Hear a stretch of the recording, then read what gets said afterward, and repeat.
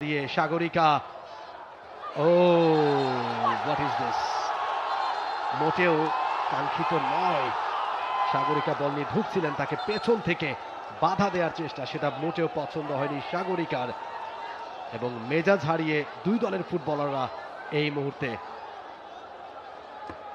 Referee কিন্তু সেখানে রয়েছেন এবং কড়া দৃষ্টিতে সেটা পর্যবেক্ষণ করছেন। পিটার বাটলার মোটেও হ্যাপি নন।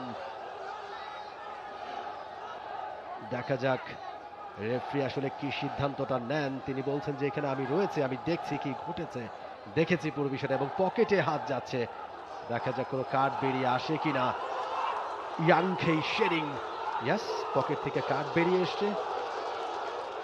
ইয়েলো কার্ড নাকি রেড কার্ড? শাস্তিটা হয়তো আরো বড়, রেড কার্ড, এবং সেটা সাগরিকার জন্য। এবং অন্যদিকে আরো একটা রেড কার্ড, দুই দলের ফুটবলারকেই রেড কার্ড। সিমরান, তাকেও রেড কার্ড, সাগরিকাকেও রেড কার্ড। আর এটা ওইটা না, কাপড় ধোয়ার একটাই সলিউশন, চাকা অল ইন ওয়ান। সিমরান এবং সাগরিকার মধ্যেই বেঁধেছিল সেই ব্যাটেলটা, হাতাহাতিতে রূপ নিয়েছিল সেটা, এবং রেফারি খুব একটা সময় নেননি তার সিদ্ধান্ত জানিয়ে দিতে। সিমরান, সাগরিকা দুজনকেই লাল কার্ড দেখে মাঠ থেকে বের করে দিলেন রেফারি শেরিং। কিছু করার উপায় ছিল না তার হাতে। আপনি যদি অ্যাকশন রিপ্লে দেখেন, কেউ একজন আগে মেজাজ হারিয়েছেন এবং অন্যজনও হাতাহাতিতে জড়িয়ে পড়েছিলেন। যতটুকু লাইভে আমরা দেখেছি, প্রথমে সিমরানই হয়তো অ্যাটাকটা করেছেন, সাগরিকা সেটার জবাব দিয়েছেন। সিমরান রায়, জার্সি নাম্বার 19, তাকে মাঠ ছাড়তে হচ্ছে সাগরিকাকে। Big blow for Bangladesh, straight red card. That means she will miss the next match also. Absolutely ভালো সেই পেয়েছিলেন, চারটা গোল করে ফেলেছেন দুই ম্যাচেই।